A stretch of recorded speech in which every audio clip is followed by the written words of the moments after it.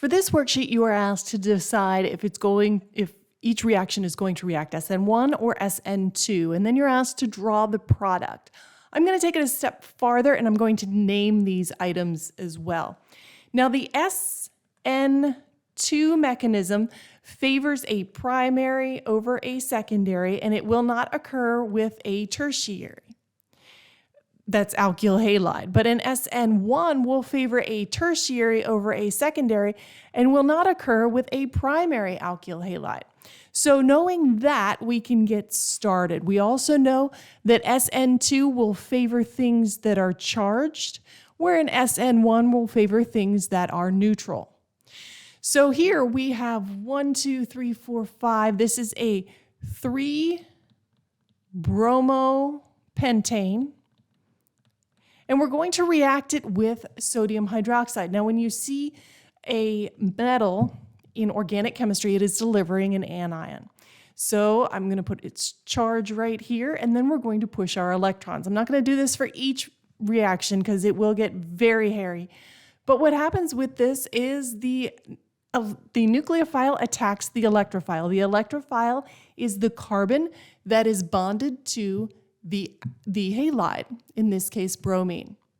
And when it does that, because carbon will not violate its octet rule, these electrons push onto the bromine.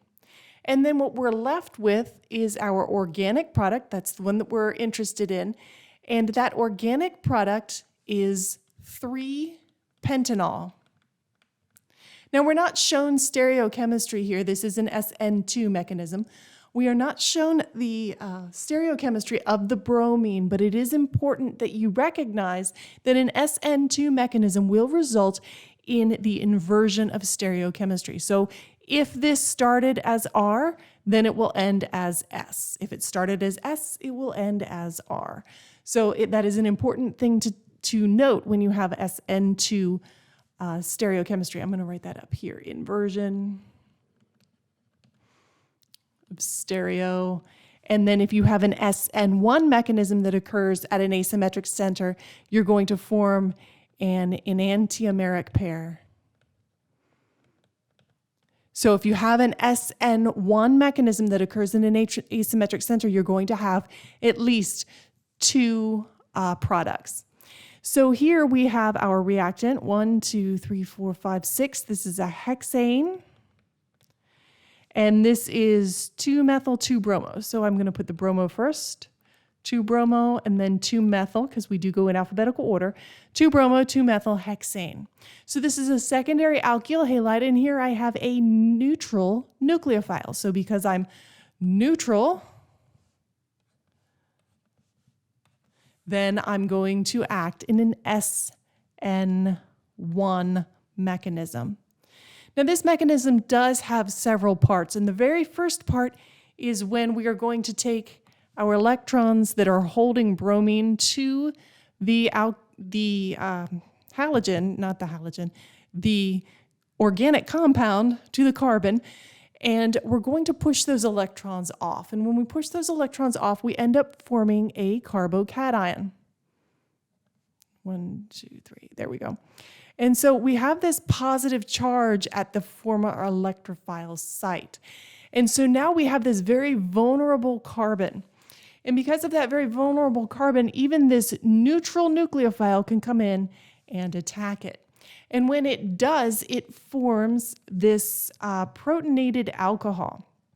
Now remember, a protonated alcohol is fairly acidic.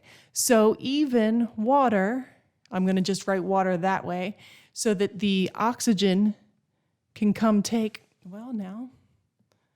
so that the oxygen can come take that hydrogen and drop these electrons off in order to satiate oxygen's charge, because this was a positive oxygen. And then what we're left with is our final product. We have our 6-carbon chain, we have our methyl group, don't lose it, and then we have our OH. So this is a 2-methyl, I forgot the 2 already, hexanol. We have our longest carbon chain here.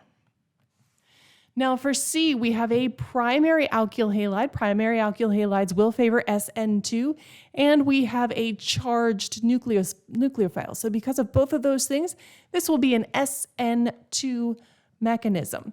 And what we deliver when we deliver this, this compound here, we're delivering this bit. This is the nucleophile. The oxygen does the attacking, and the methyl group is along for the ride. So what we end up forming is an ether. When it's attached like this, we could call this a methoxy group. Now the ether is a functional group. So to name it with the IUPAC system, we find the longest carbon chain that contains that group. So this is a 1-methoxy, and on 2 we have this cyclohexyl. So this is a 2-cyclohexyl 1-methoxy ethane. That's how we would name that product. Now here on with the D product, we start with the same reactant, the 2-bromo-2-methylhexane. This time we're reacting it with methanol. Now when you react with an alcohol, what you're leaving is this group, this methoxy group. So there are 2 different ways to get a methoxy on. It's just, it can come in different nucleophiles, and it will attack at different alkyl halides. So here we have a tertiary alkyl halide. Tertiary only goes SN1. So we need that neutral nucleophile in order to get that methoxy group on. So here we would name this, let's see, that's 2-methoxy, and that's 2-methyl hexane. So for E, here we have a secondary alkyl halide, so that could go SN1 or SN2, and this time we have NABR. Now remember, when you see a metal, it's delivering an anion. So this bromine is going to come in here, push that iodine off, and then what we are left with is this bicyclic compound. Let's see if I can get it drawn. Now, I wouldn't ask you to name this compound in my class, but I would expect you to be able to describe it. So you should be able to tell me that there are 2 fused cyclohexane rings with a bromine attached. So for F, now I left this one in on purpose. This is not an alkyl halide. There's something else hanging off here, but what I do need you to notice is whatever that something else is, there is an electronegativity difference. And because of that electronegativity difference, this carbon is still the electrophile. We have a secondary alkyl something that has created this reactant, and we have a neutral nucleophile in water. So this will undergo an SN1 reaction, and what we end up with is leaving an OH group there. Because it is an SN1 reaction, if we had stereochemistry there, then we would form the enantiomeric pair. But this is what we are left with. Now, how do we name this? Well, we could name this 1-cyclohexyl 1-ethanol. That's one way to do it.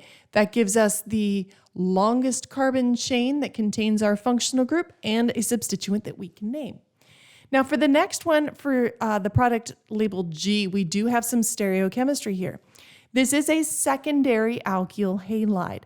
This secondary alkyl halide is being reacted with a charged or strong nucleophile. And because of that, we will not have any rearrangement. We're going to go with an SN2 mechanism. And I didn't say that, but this is SN2 as well. We will have an SN2 mechanism, so we will invert the stereochemistry. That means the part that acts as the nucleophile that we leave behind is going to be on a wedge because the bromine was on a dash. So we leave this methoxy. So now we need to name it. So we need to find our longest carbon chain that contains our substituents that we can name. So we have a 3-methoxy. If we go this way, I can count 1, 2, 3. It's a 4-methoxy if I go the other way. So let's see, it's 355 or it's 224. I'm going to go 224 with this one.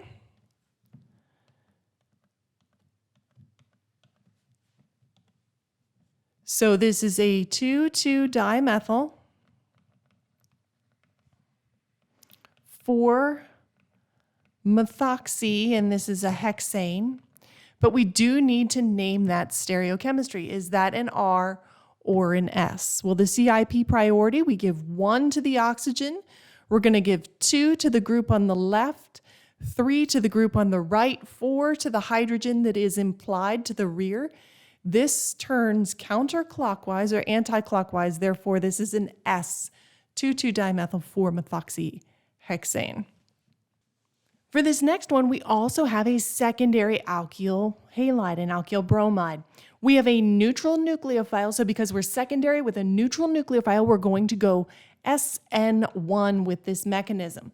We are given stereochemistry here, and because we're given stereochemistry, you would be expected to know both of the products that will occur. So we have our cyclohexyl group, and then that is bonded to a butane group. So first I'm going to leave the stereochemistry as it is and put my methoxy group there. And then I'm going to 3, 4, then I'll put it on the wedge as well. It's kind of wedge-like. So I'm going to form this enantiomeric pair. I'm going to have both R and S, but we need to name this compound. So we number to reduce the substituents, and I will have a 1-cyclohexyl, 2-methoxy, and I'm running out of paper or screen, so 2-methoxybutane.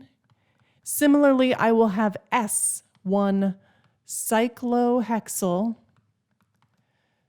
2-methoxybutane. You would form the enantiomeric pair there. Now for this one, we also do not have a halide. We have a something else.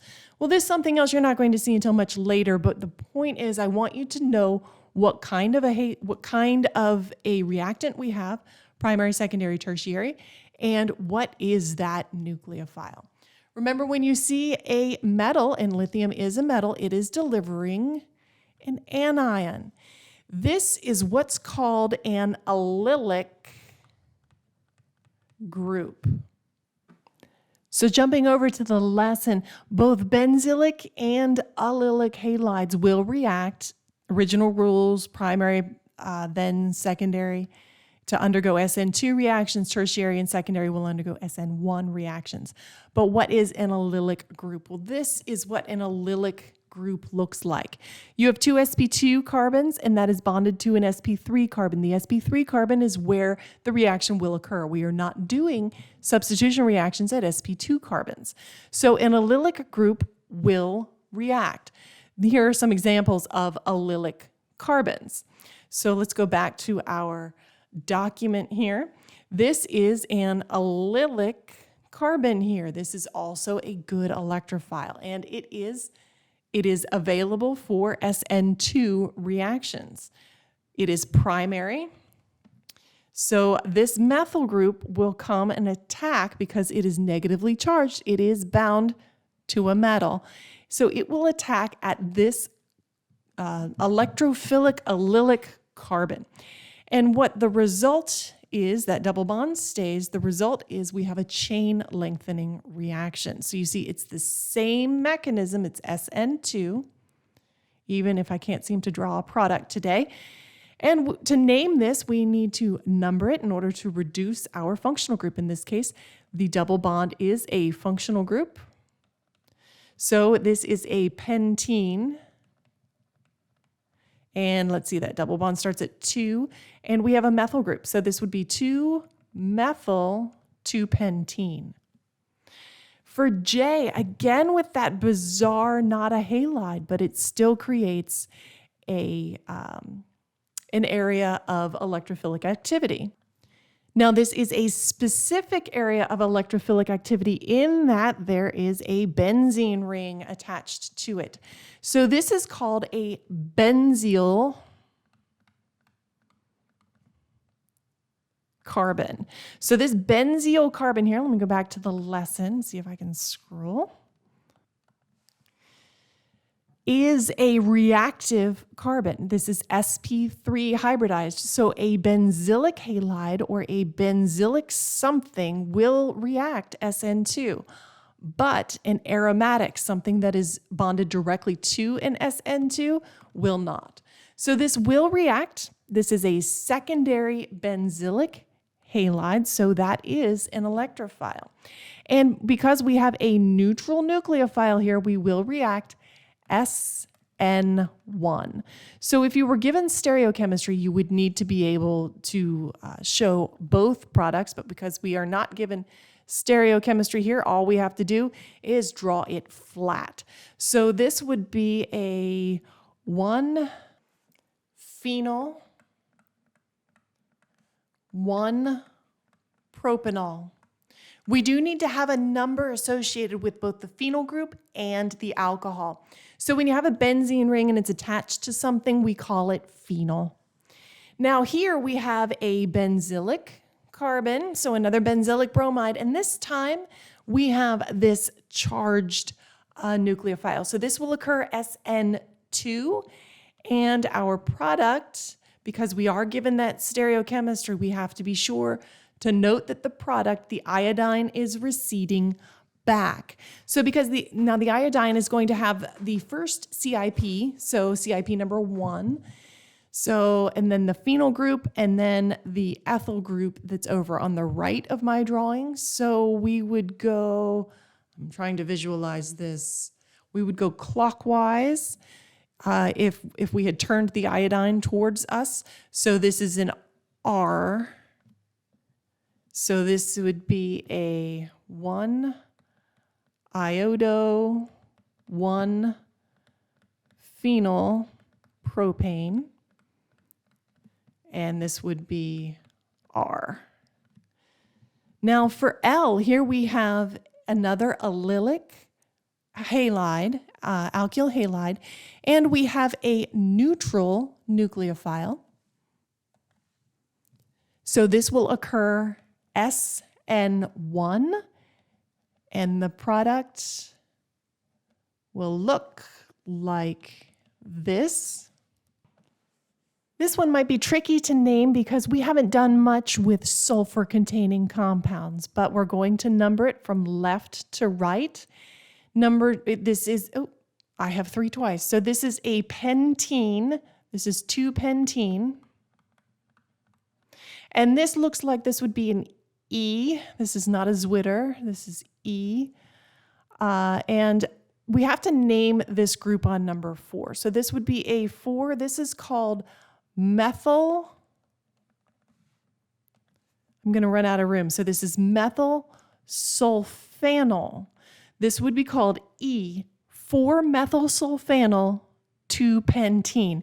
This would be extra challenging for you to name on a quiz. I wouldn't likely have something with a sulfur group on a quiz. So now let's move to the next one, N. We have another, it's the same reactant, and this time with our methoxy group, our methanol. Neutral nucleophile leaves our methoxy. So we would name this similarly to above. We have, it's not the same reactant, we have a methyl group. So we have, we don't have an E or a Z because there are 2 methyl groups on one side of the double bond. So this would be then numbered from left to right, just like above, in order to reduce the number on that double bond. So this is a 2-pentene. This is also a 2-methyl and a 4-methoxy. So I think we would put methoxy first. And then 2-methyl, 2-pentene. Now for the next one, we have a primary alkyl halide and a neutral nucleophile. So this will not result in a substitution reaction. This was SN1, that was SN1, that's SN2. And that's because a primary alkyl halide will not form a cation, so it can't form an SN2. It can't use the SN2 mechanism. And a neutral nucleophile will not occur SN2. Therefore, there will be no substitution reaction that occurs there. Here we have a tertiary alkyl halide and a charged nucleophile. Tertiary alkyl halides generally will favor an SN1 mechanism, and a charged nucleophile will be SN2. So there will be no substitution that occurs with this reaction as well.